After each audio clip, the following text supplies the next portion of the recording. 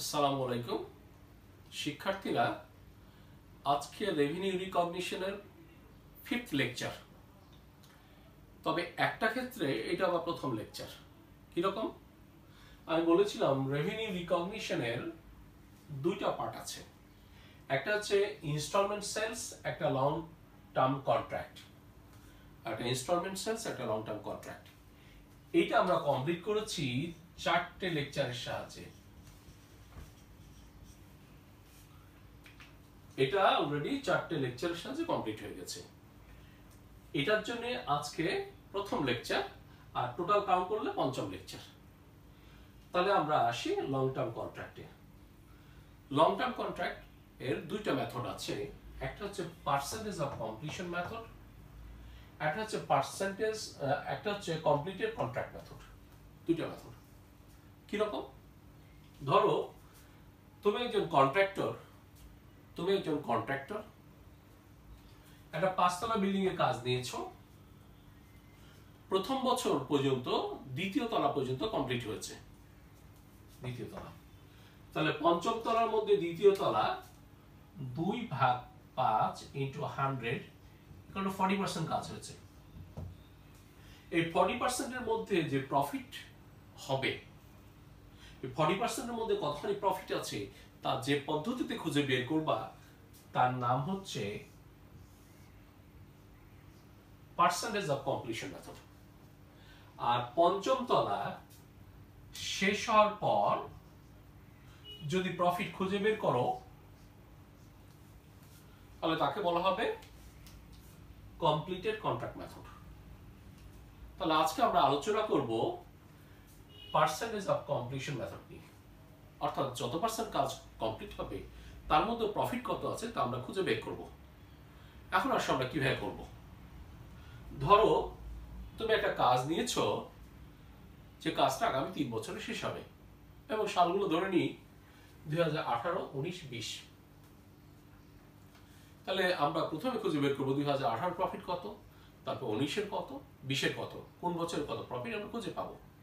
তা আমি লিখেছি calculation the amount of gross profit recognized. কি পরিমাণ গ্রস প্রফিট রিকগনাইজড হলো প্রতি বছর পার্সেন্টেজ অফ কমপ্লিশন মেথড, এই মেথডে। ঠিক আছে? তাহলে আমরা শুরু করি। প্রথমে আমরা দেখব যে তুমি যে কাজ নিয়েছো, আমি আবার বলছি, তুমি অঙ্ক করার সময় নিজেকে একজন কন্ট্রাক্টর ভাববে। এই কাজটা তুমি করছো, খরচ তুমি করছো, লাভ তুমি করবে। তো তুমি একটা বিল্ডিং এর কাজ নিয়েছো, যেখান থেকে তুমি একটা মূল্য পাবে, কাজ শেষে একটা মূল্য পাবে, আর শুরুতে একটা চুক্তি করা হবে যার নাম হচ্ছে কন্ট্রাক্ট প্রাইস। এর একটা মূল্য প্রথমেই নির্ধারিত হয়ে থাকবে, সেখান থেকে খরচ বাদ দিয়ে তোমার প্রফিট হবে। তো প্রথমে কন্ট্রাক্ট প্রাইস জানা দরকার, এটা প্রশ্নে দেওয়া থাকবে কন্ট্রাক্ট প্রাইস।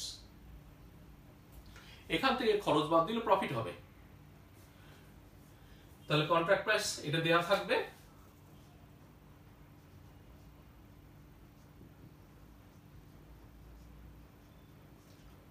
এখান থেকে তুমি খরচগুলো বাদ দিবে, লেস কস্টস। একটা এস যোগ করেছি, তার মানে একাধিক কস্ট আছে। এখন আসো, আমি বলেছি যে তুমি কাজটা নিয়েছো 3 বছরের জন্য। তো প্রথম বছর শেষে হিসাব করছো। তো প্রথম বছর শেষে নিশ্চয়ই একটা নির্দিষ্ট পরিমাণ খরচ হয়েছে। প্রথম বছর শেষে যে খরচ হয়েছে তার নাম হচ্ছে কস্ট টু ডেট। ওই ডেট পর্যন্ত বা ওই তারিখ পর্যন্ত বা ওই সময় পর্যন্ত কত খরচ হয়েছে তার নাম হচ্ছে কস্ট টু ডেট।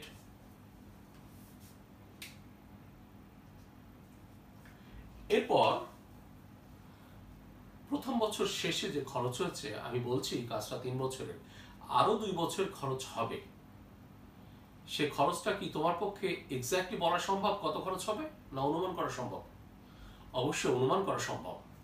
তাই তুমি বলতে পারো estimated further cost to complete. Estimated further cost to complete, অর্থাৎ ফার্দার মানে আরো কত খরচ হবে আনুমানিক এই কাজটা কমপ্লিট করতে, এটা লিখলে। এই দুটো মিলে যোগ করলে তার নাম হবে এস্টিমেটেড টোটাল কস্ট। কারণ আমি আবার বলছি, কাজ যতদিন শেষ না হচ্ছে ততদিন অনুমানই করতে পারবা। কাজ শেষ হলে তবেই তাকে বলা হবে অ্যাকচুয়াল খরচ কত। তাহলে কস্ট টু ডেট, তুমি যে ডেটে হিসাব করছো অর্থাৎ প্রথম বছরের শেষ দিন পর্যন্ত কত খরচ হচ্ছে, তার সাথে আগামী 2 বছরে কত খরচ হতে পারে তা অনুমান করে যোগ করলে যেটা পাবে তার নাম estimated total cost. Contract price থেকে এস্টিমেটেড টোটাল কস্ট বাদ দিলে এর নাম হচ্ছে টোটাল প্রফিট, তবে সেটা এস্টিমেটেড। কেননা আমি আবার বলছি, কাজ শেষ না হওয়া পর্যন্ত জানা যাচ্ছে না অ্যাকচুয়াল প্রফিট কত, আমরা অনুমানই করতে পারি, তাই তার নাম হচ্ছে টোটাল প্রফিট, তবে সেটা এস্টিমেটেড, অর্থাৎ টোটাল এস্টিমেটেড প্রফিট। আমি আবার বলছি, আমার উদ্দেশ্য ছিল পার্সেন্টেজ অফ কমপ্লিশন মেথড, কি পরিমাণ কাজ হচ্ছে, কত পার্সেন্ট কাজ হয়েছে, তার ভিত্তিতে আমরা প্রফিট বের করব। তাহলে আমাদের বের করা দরকার কত পার্সেন্ট কাজ হয়েছে, পার্সেন্টেজ অফ ওয়ার্ক কমপ্লিটেড, কতখানি কাজ কমপ্লিট হলো। কিভাবে বের করব, কস্ট টু ডেট, আমি যে ডেটে হিসাব করছি সেই ডেট পর্যন্ত, সেই তারিখ পর্যন্ত টোটাল কস্ট, সে পর্যন্ত কত খরচ হয়েছে, cost to date divided by estimated total cost, মোট কত খরচ হবে। তাহলে এটাকে এটা দ্বারা ভাগ করে 100 দিয়ে গুণ করলে পার্সেন্টেজ পেয়ে যাব, অর্থাৎ কত পার্সেন্টের কাজ হচ্ছে। সেটা 50 হতে পারে, 20 হতে পারে, 40 হতে পারে, তবে 100 হতে পারে না, কেননা আরো 2 বছর আছে। প্রথম বছরে যদি 100% কাজ করে বসে থাকবে, তাহলে বাকি 2 বছর কি করবে। সুতরাং এটা 100 হবে না, 100 কম হবে। তাহলে আমরা পেয়ে গেলাম পার্সেন্টেজ অফ ওয়ার্ক কমপ্লিটেড। এরপর আমরা খুঁজে বের করব আমাদের যে মোট প্রফিটের মধ্যে কত পার্সেন্ট আমরা প্রফিট এই বছর আর্ন করছি। তাই আমি লিখছি গ্রস প্রফিট রিকগনাইজড। আমার উদ্দেশ্য ছিল গ্রস প্রফিট রিকগনাইজ করা, কিভাবে, এস্টিমেটেড টোটাল এস্টিমেটেড প্রফিট এইটা into percentage of work completed. তাহলে আমরা এটা পেয়ে গেলাম। এটা পাচ্ছি হচ্ছে গ্রস প্রফিট রিকগনাইজড, অর্থাৎ চলতি বছরে কত প্রফিট চিহ্নিত হলো, পাওয়া গেল, আদায় হলো। এখান থেকে বাদ দেব gross profit recognised in previous year, এখান থেকে এটা বাদ দেব। এই কথাটা প্রথম বছরের জন্য প্রযোজ্য না, কেননা বলা আছে gross profit recognised in previous year, previous মানে পূর্ববর্তী। আমি এই বছরই কাজ শুরু করেছি, আমার কি পূর্ববর্তী কোনো বছর ছিল, ছিল না। আসলে এই কথাটা আমার দ্বিতীয় বছরের জন্য প্রযোজ্য, প্রথম বছরের জন্য না। গ্রস প্রফিট রিকগনাইজ যেটা প্রথম বছরে, সেটাই আসলে gross profit recognize in current year, আমরা এটাই বের করব। এবার দ্বিতীয় বছর যথারীতি কন্ট্রাক্ট প্রাইস এটাই এখানে বসিয়ে দেব। কস্ট টু ডেট দ্বিতীয় বছর পর্যন্ত কত খরচ হয়েছে সেটা আমরা বসাবো। দ্বিতীয় বছরে আমরা অনুমান করব যে তৃতীয় বছরে কত খরচ হতে পারে, এই জন্য নাম estimated further cost to complete লিখব। এটা যোগ করলে যেটা হবে এস্টিমেটেড টোটাল কস্ট আমরা লিখব। এখান থেকে এখান বাদ দিলে, এটা বাদ দিলে যেটা পাবো তার নাম হচ্ছে এস্টিমেটেড প্রফিট, তবে সেটা total estimated profit, total profit, তবে সেটা এস্টিমেটেড। আবার দ্বিতীয় বছর প্রথম বছর মতো পার্সেন্টেজ বের করব, একইভাবে পার্সেন্টেজ বের করব, তবে এটা হচ্ছে এটা বেশি হবে, কেননা প্রথম বছরের কাজ হয়েছিল, দ্বিতীয় বছর নিশ্চয়ই কাজ আর একটু বেশি হবে না, এমন হবে যে প্রথম বছরের কাজ করেছে দ্বিতীয় তলা পর্যন্ত, দ্বিতীয় বছরের শুরুতে এসে বুলডোজার দিয়ে ভেঙে দেওয়া শুরু করবা, এটা কি হবে, হবে না। প্রথম বছর দোতলা পর্যন্ত কাজ করেছো, দ্বিতীয় বছর দোতলার উপর থেকে আরো কাজ হবে, তারপর প্রথম বছর হচ্ছে দ্বিতীয় বছর কাজ বেশি হবে। এটার সাথে পার্সেন্টেজ করে একটা প্রফিট পাবো।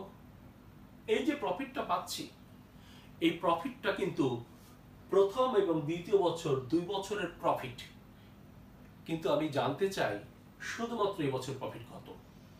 এটা যদি 2 বছর প্রফিট হয়, এখান থেকে এই বছর প্রফিটটা যদি আমরা বাদ দিই, তাহলে চলতি বছর প্রফিট পেয়ে যাব।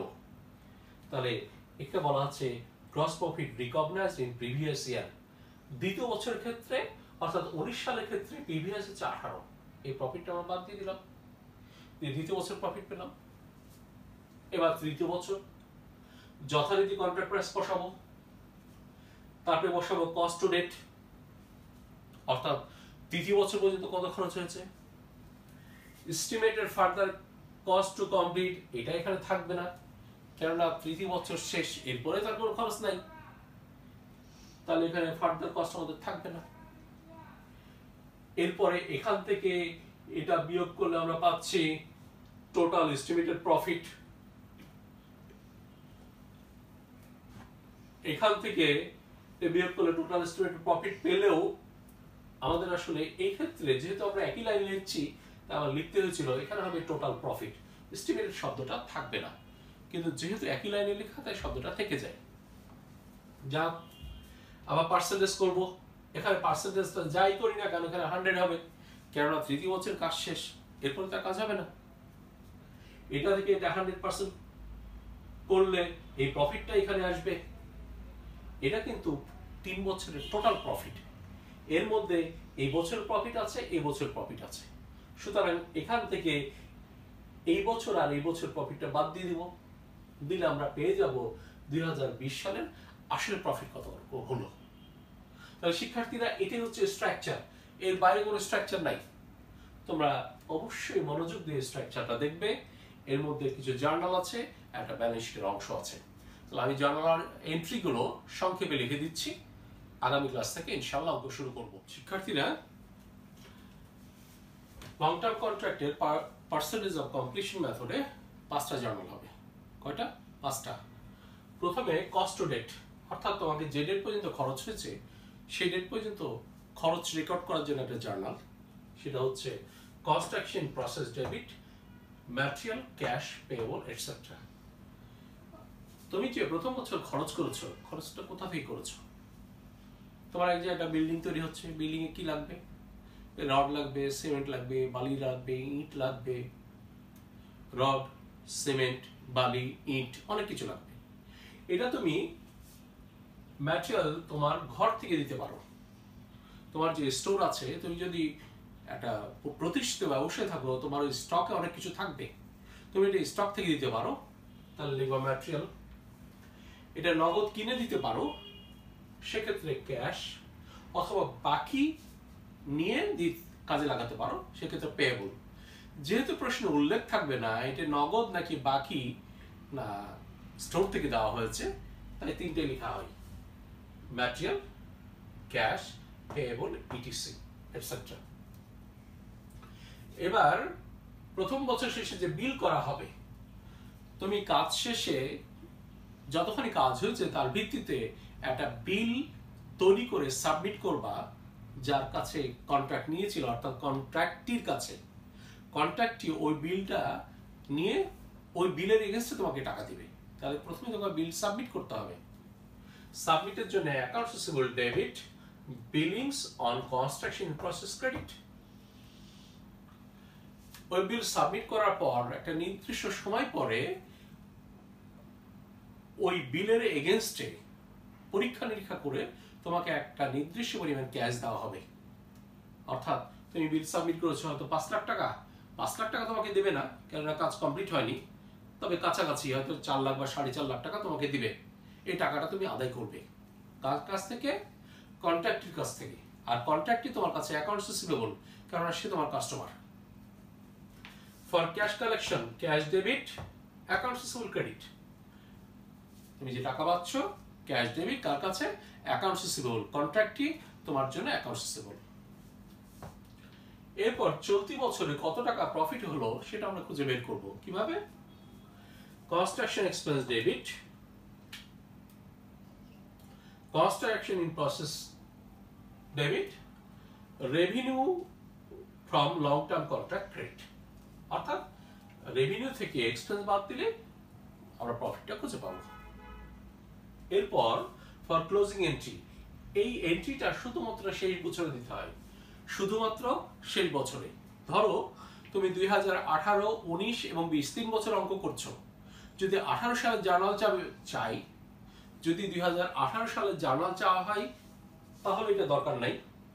যদি 19 সালের চাওয়া হয় তাও দরকার নাই। যদি 20 সালের জার্নাল চাওয়া হয়, অর্থাৎ শেষ বছরের জার্নাল চাওয়া হয়, তাহলে এটা দরকার আছে। তার মানে এই জার্নালটা শুধুমাত্র শেষ বছরের জন্য।